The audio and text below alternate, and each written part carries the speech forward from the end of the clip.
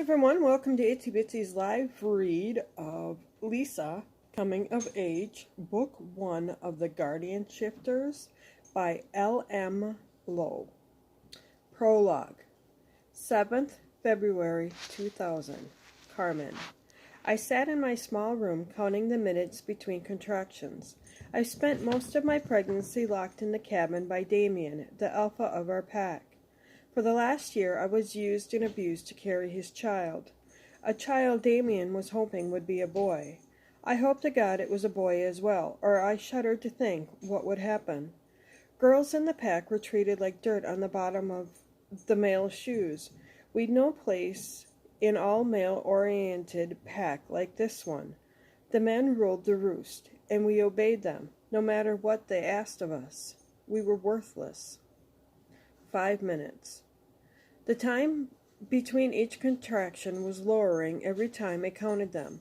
I didn't want to be there alone. A single tear rolled down my cheek as fear and pain took over my body and mind. I had no one. My parents were killed in this pack, and I found it hard to believe that Damien and his bunch of married men didn't have something to do with that. No one cared enough to be by my side, to tell me everything was going to be okay. I once thought I'd have a happy life with Jasper, a member of the pack, but the idea was squashed when Damien banished him from seeing me as a friend. Now I had no one. I had nothing. I was nothing. I breathed in through my nose and out through my mouth as another contraction tightened my large stomach. I told Damien at breakfast I wasn't feeling good, but I got a grunt and an unintelligent answer about him going hunting. The pack was like something from centuries ago. Women were forced to live by the rules, cook, clean, and look after the male in their life. My role was to bear a son for the alpha. There was no love between Damien and me. In fact, I couldn't stand the ground he walked on. I thought of every possibility to get out of there, but when he wasn't around, he had the cabin guarded with his security. It was my idea of hell. 3 minutes. I got onto my hands and knees and tried to relieve some of the pressure from my hips. I wanted to scream out, but it was pointless. Damien would only come back when he was good and ready. No one could make him do anything he didn't want to, not even the birth of his child.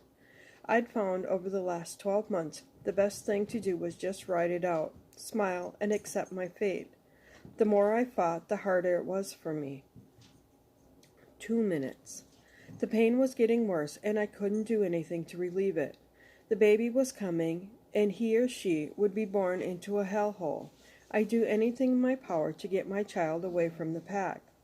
I couldn't bring my baby up there. I wouldn't. As long as we were there, we wouldn't have anything. What the? I cringed at the sound of Damien's gruff voice as he entered the room. I would have much rather delivered the child alone as opposed to having him beside me.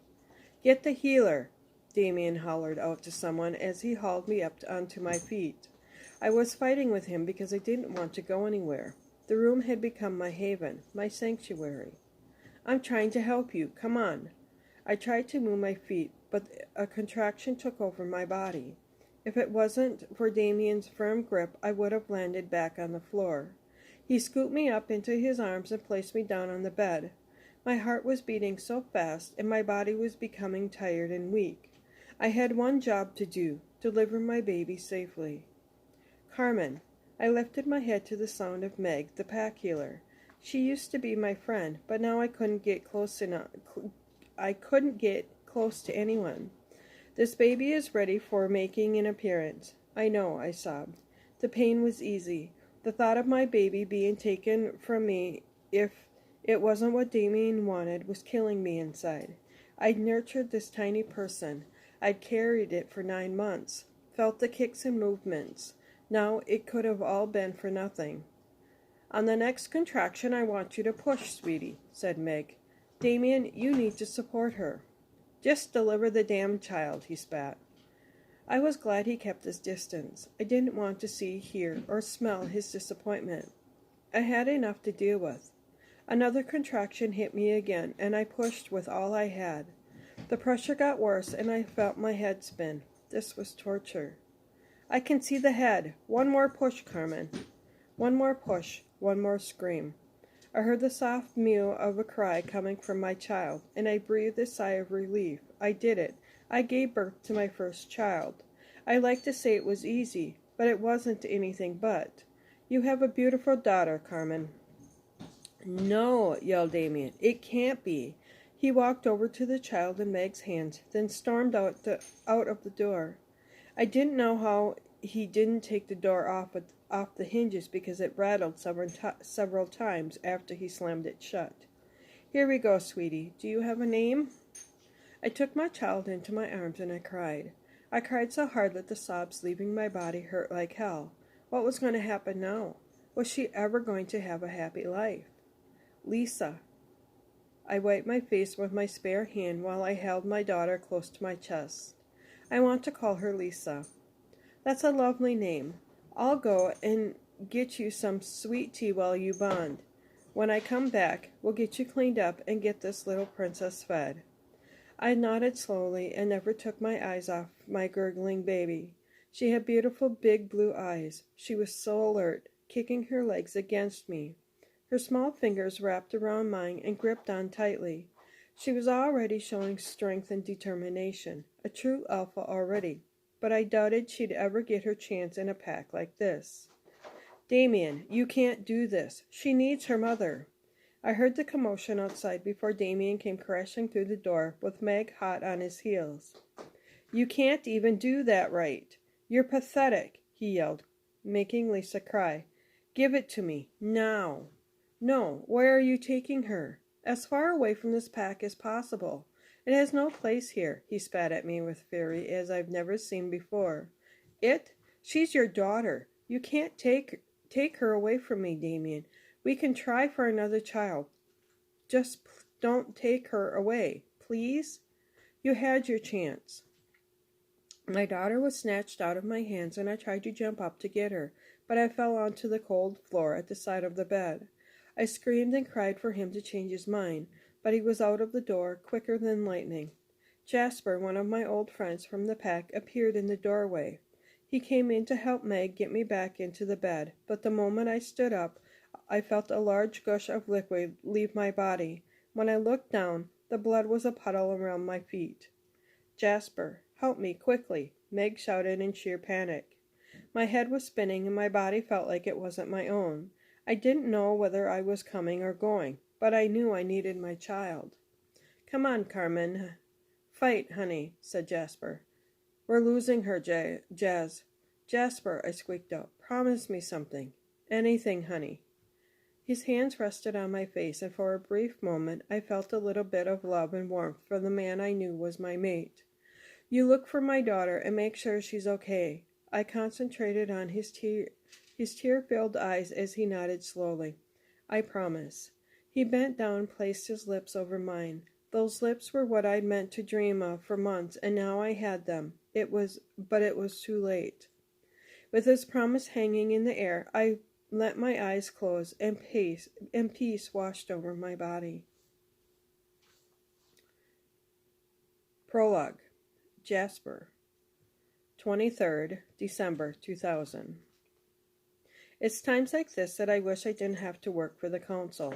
Here we are, 2 days before Christmas, and we've charged into this pack because the alpha's been abusing his role. I have my team of enforcers here with me, but sometimes I just wish this kind of thing didn't happen. I've seen my rogues with my own 2 eyes, and the memories and pain is still raw.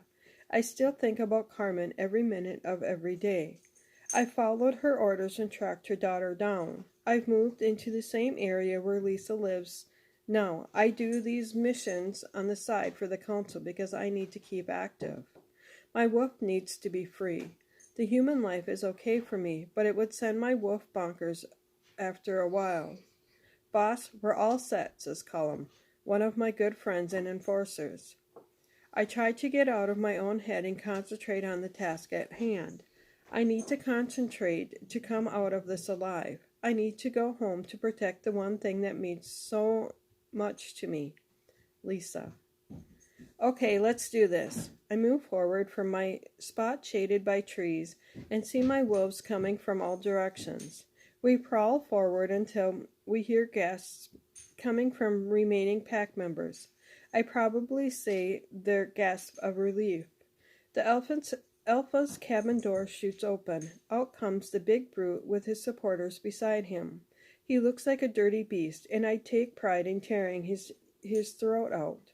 "What the fuck do you mangy dogs think you're doing on my land?" says the Alpha, jumping down from his steps, taking up a good position in front of me. I don't shift. I don't let my guard down. Deep down, this prick will know exactly who and what we're doing here. Even dirty dogs gets their compass. My paws move forward against the dry land. I growl and make my intentions clear. Before he can shift to wolf form, I pounce on his body and wrap my jaws around his neck. I hear the bone crack and the body falls to the ground. I look around, and my wolves are taking care of the Alpha's main men that thought they'd get away. No one gets away on my watch. I walk up to the cabin and sniff the porch. There is someone else inside, but I don't get the scent of anger or fear. Weird. I take the chance and shift into my human form. I enter the cabin on alert. The main room is clear. There isn't anything but rubbish and clothes lying around the floor. I creep into one room that must be the master bedroom, but it doesn't look any cleaner. It's clear of men. There's a room opposite this and the door is shut. I creep over and push it open quickly, banging it off the wall. It's clear of any adults, but I walk over to a travel cot sitting in the middle of the floor. I creep over and peer over the side. I gasp as I see a baby boy laying on his back, playing with his covers. He's beautiful. I smile, bend over, and pick him up close to my chest. He's clearly similar in age to Lisa, but he needs a good feed. He isn't as big as he should be for a shifter baby. The baby breaks my train of thought when he pulls my ears. We both smile at one another and our eyes lock. Something shifts inside of me. I can't put my finger on it, but I feel something for this child. "Jasper, we're clear out." Cullum stops in his tracks as he sees me with the child. "A baby? Whose is it?" I shrug my shoulders and turn to exit the room to speak with the pack members who may be able to help. "Do you want me to take him?" Cullum asks. But I pull the baby closer to me and shake my head. Okay, I get it." I nod and leave the cabin with the baby clung to my naked body. No one told us a child was involved. We had no idea this was going to be an issue. "Oh, thank God the child is still alive," said an elderly lady jogging up to me. "What's your name?" I asked sharply, and keep the child out of the way. "My name is Catherine. I knew the baby's mother. She was killed after the child arrived and no one saw him again. You need to take him. Keep him safe." "Boss, what do you want to do?" asked Cullum from behind me.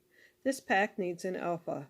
Julian wants an elder to take over until they find their feet." "Joe," the old lady interrupts me again. "Sorry, alpha?"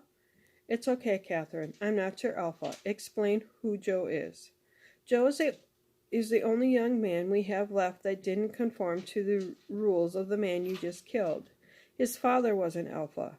That blood runs through his veins, and no one will question that." "Okay, bring him to me. I'm going to get the child some clothes." I turn and stop in front of Cullum. "Have a meeting with Joe. Make sure he's able for the job. Tell him what we expect from him. I'll be back in a couple of weeks to see if this pack is rebuilding the way it should." I pass Cullum. "Jasper?" I look over my shoulder. "What's going to happen with the child?" I look down at the child holding my body like a vice. He's coming with me. I'll see what Julian and Braxton have to say, but this child is now under my care until further notice. No one questions my motives or tells me I'm crazy. I know I must need my head looking at, but right now this feels right.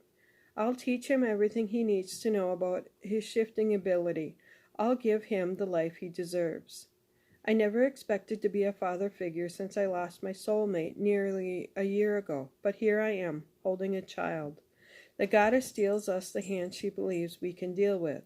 She knows I need this to feel complete. She knows, with me, the child will be safe. Let's get you home, little man. I smile and my heart beats for something other than Lisa. Thank you for listening to this portion.